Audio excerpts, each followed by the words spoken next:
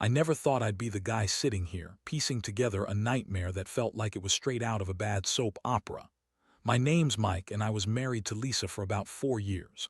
We were what most people would call a solid couple, happy, stable, planning a future together. I trusted her completely, or at least I thought I did. We had our problems, sure, everyone does. But I always believed in the basics: honesty, loyalty, respect. That's what marriage is supposed to be about, right? Things started feeling weird around the time I got pregnant. Lisa was always a little bitchy when she was pregnant, moody, snapping at everything, but I figured it was just hormones.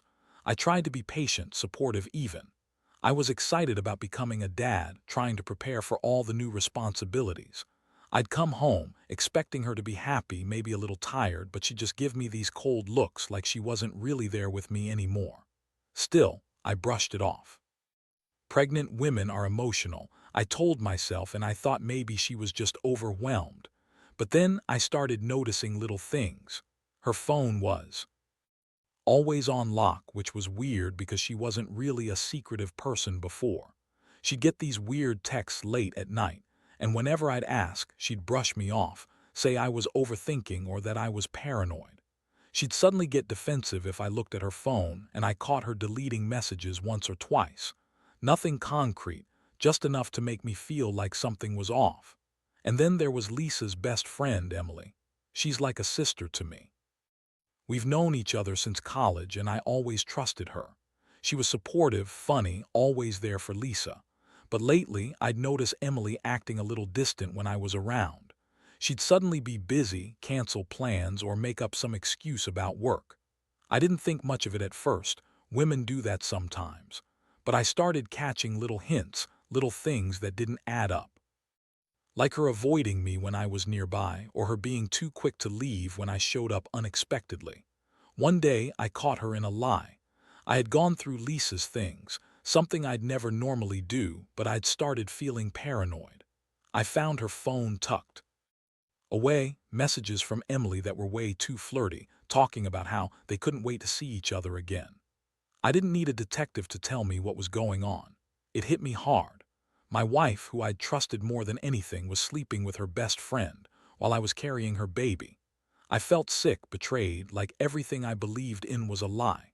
It was as if my whole life had been built on a house of cards, and someone had just pushed the whole thing down in one swift move. That's when I decided I had to confront her, but I didn't jump into it right away. I needed to plan, to get my facts straight. I started paying closer attention, watching her behavior, listening to her excuses. She would always say she was tired, that it was just emotional stuff, and that I was overreacting because I was stressed about the pregnancy. She'd lie so easily, so convincingly. That bitchy attitude of hers, her dismissiveness, the way she'd belittle me when I asked questions, it all made my stomach turn. She thought she could get away with it. I think she even believed she was smarter than me, but I wasn't going to let her keep us in the dark. I knew I had enough evidence now, and I was furious. Inside, I was burning with rage and heartbreak. How could she lie? How could she betray me with Emily, someone I trusted like family? I didn't know how to feel: angry, devastated, confused. I was so hurt I couldn't even cry.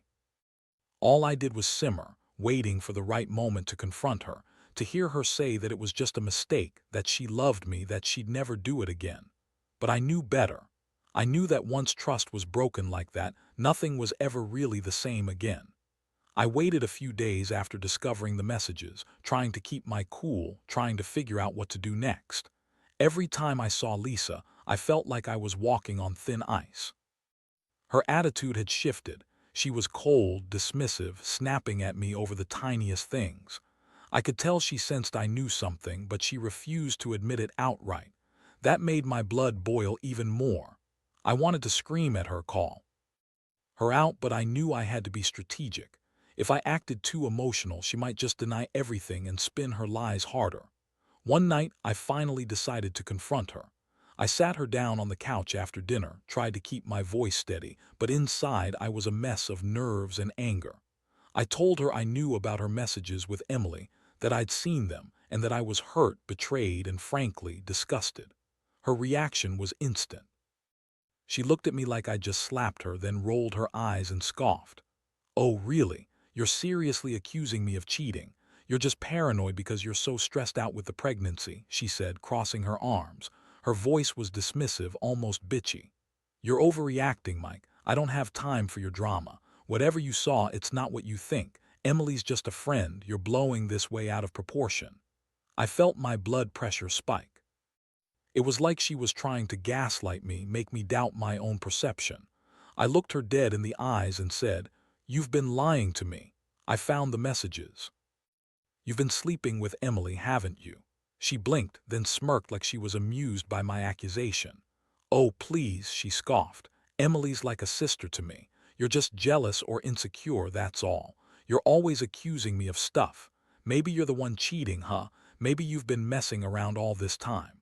That was the moment I realized she was trying to turn it around to make me doubt myself even more.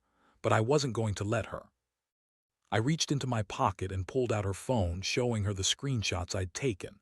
Her face went pale for a second, then she quickly tried to snatch the phone away. "Give me that," I said coldly. "You think I'm stupid? I've seen enough. You've been lying to me for months, hiding this from me.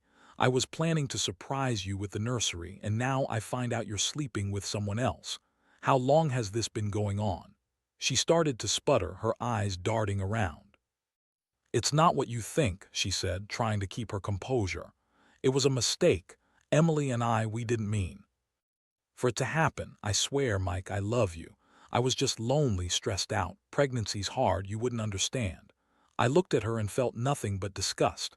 "You don't get to play the victim. You lied, you cheated, and you've been lying to me while I was doing everything I could to support you. I don't know who you are anymore." I stood up, feeling the weight of betrayal crushing down on me. I wanted to scream. I wanted to shake her and make her see what she'd done. But all I did was stare at her, trying to process what was real and what wasn't. Her reaction, she rolled her eyes again, scoffing. "You're overthinking it. You always blow things out of proportion. You're just upset because we're having a baby and you're scared of losing control." Well, news flash. Life isn't a fairy tale, Mike. People fuck up. Get over it. Her words struck me like a punch in the gut. That's when I realized she didn't care. She didn't care about me, about us, about the baby. All she cared about was saving face, covering her ass, and keeping her lies intact. I stood there feeling a mix of rage, heartbreak, and disbelief. I trusted her more than anyone, and now I was left questioning everything. I didn't know if I was more hurt by her betrayal or the fact that she was so willing to lie straight to my face. I wanted to scream.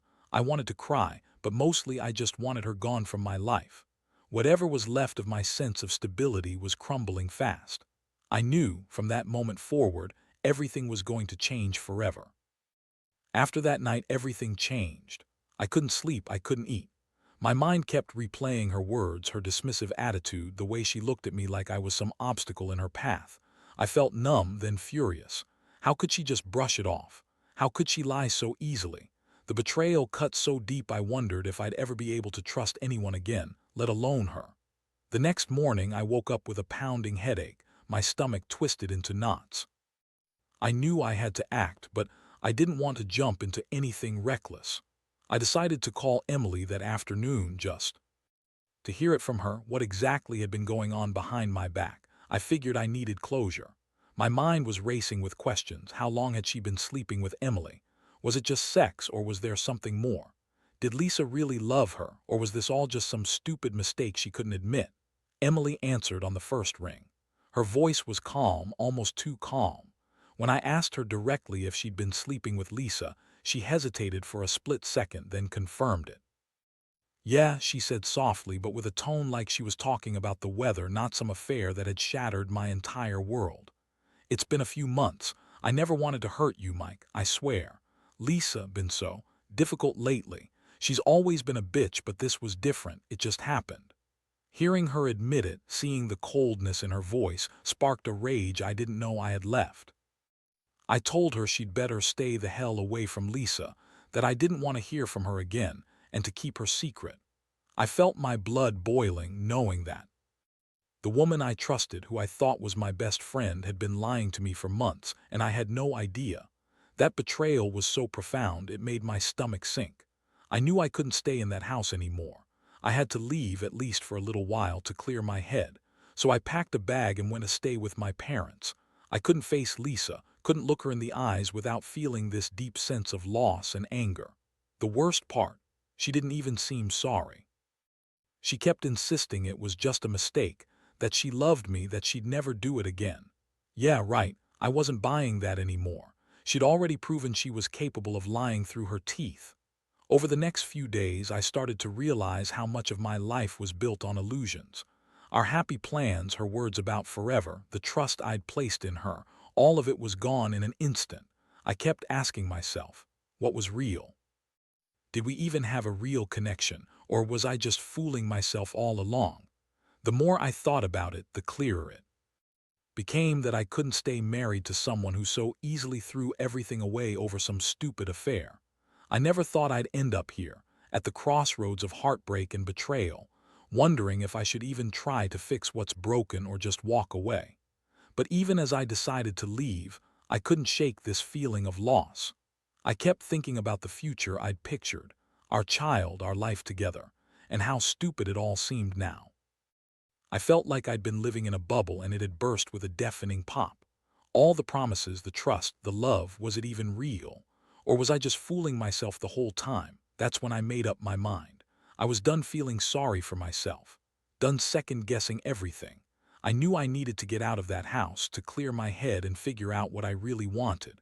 But I also knew that nothing would ever be the same again. Trust was shattered, and I wasn't sure if I could ever rebuild it. All I knew was that I'd start by taking care of myself, by protecting my heart and my sanity from the chaos Lisa's lies had unleashed. And as I sat there, staring at the ceiling, I realized this was just the beginning. The real work was about to start. Leaving the house was one of the hardest decisions I ever made, but I knew I couldn't stay there pretending everything was fine. I stayed with my parents for a few days, trying to get some clarity, but inside I felt like I was falling apart. Every time I closed my eyes, I saw her face, that bitchy smirk, her dismissive attitude. I kept asking myself how I missed all the signs, how I didn't see it coming. I mean, I was so blinded by love and trust that I overlooked the little things, her secretive phone habits, her coldness, the way she lied about being tired or stressed. During those days, I replayed everything in my head. The times she snapped at me for no reason, her avoiding me in bed, the way she'd brush off my questions with a sneer. It was surreal, like I was living someone else's nightmare. My stomach was constantly in knots, and I'd catch myself staring at nothing, lost in thought. I couldn't even be angry anymore. I just felt numb. How could she do this? How could she lie to my face while we were supposed to be building a family? It felt like the ground had shifted beneath me, and I wasn't sure if I could stand on my own feet again. One night, I finally decided I had to confront her face to face. I called her, and her voice was just as bitchy as ever. She answered with her usual sarcasm, like nothing was wrong. I told her I was coming back to talk, that I wasn't leaving until I got some honest answers. She didn't even bother to deny it or get defensive. She just said, "Fine, whatever. Come home if you want, but don't expect me to apologize or change anything." Her tone was so dismissive, so cold, I felt my blood boil. When I got back to the house, she was waiting in the living room, leaning against the doorframe, her arms crossed. Her expression was defiant, like she was daring me to say something. I looked at her and said, "Lisa, I know everything about Emily, about what you've been hiding. I don't care what your excuses are anymore. I just want to know, was any of it real? Did you even love me?" She rolled her eyes and scoffed again. "Love, please, that's a joke. I was just bored, okay? Pregnant women get like that. They need excitement. You've been so damn boring lately.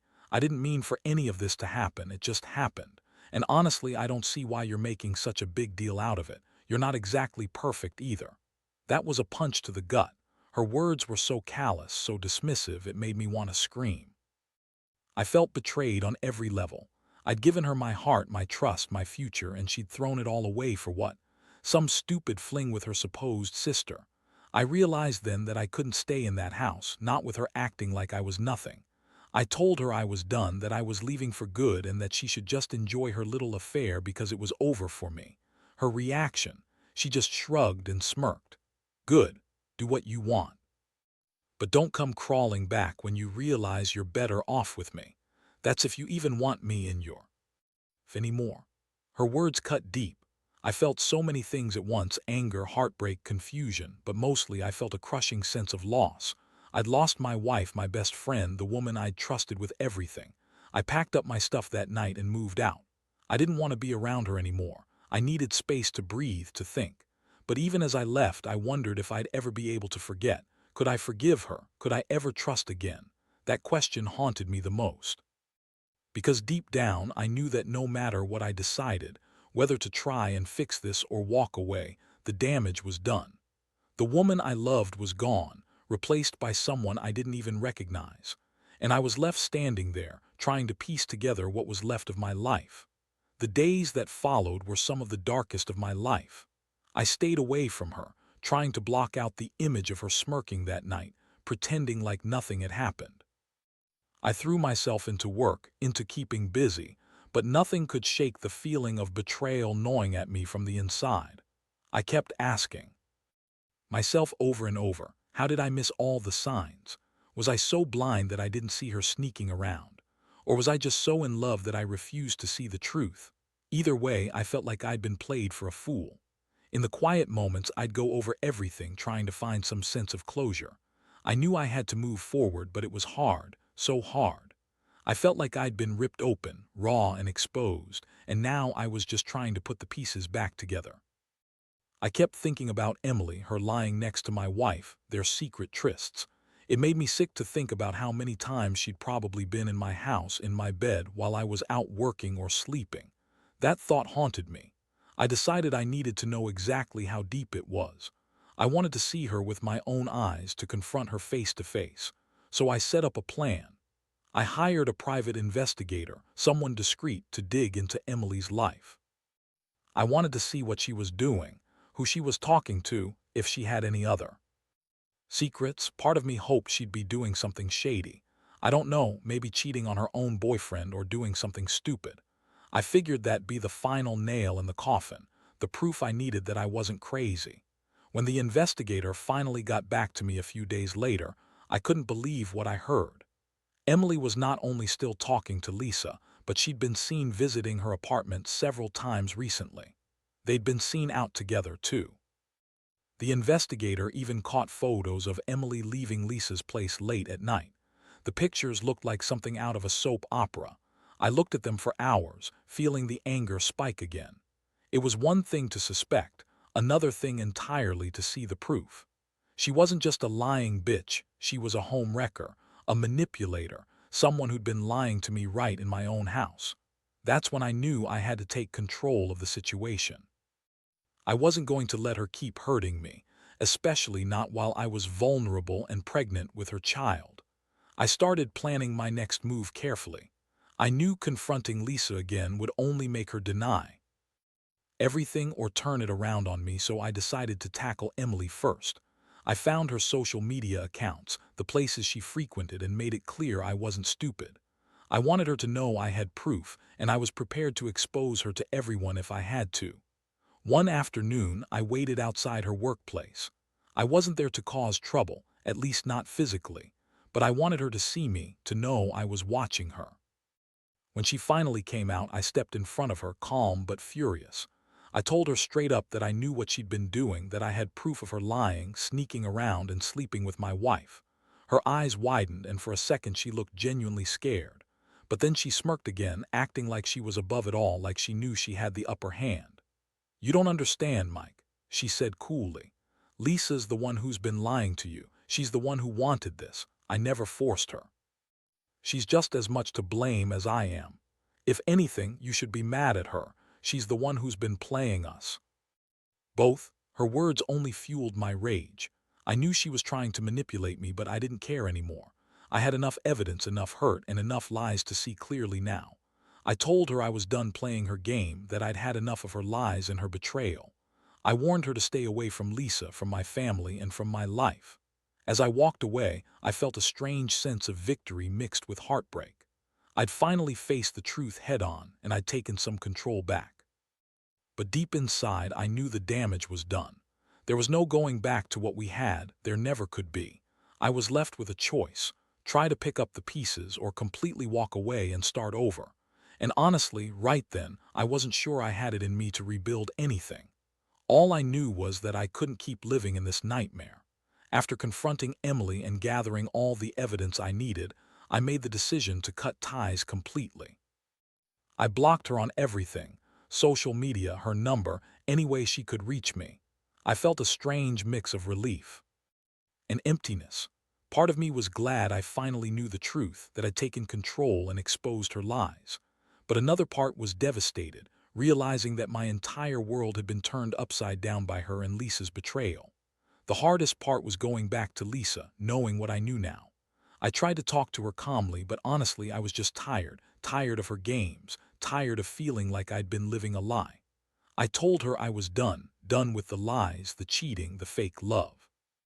I told her I couldn't trust her anymore, that I needed time to think and heal. Her response was cold and unrepentant. She told me she didn't regret anything, that she'd do it all over again if it meant feeling alive. That was the moment I finally saw her for what she really was: a selfish, manipulative woman who didn't care about what she'd destroyed. I decided to file for divorce. There was no point in trying to fix something so broken.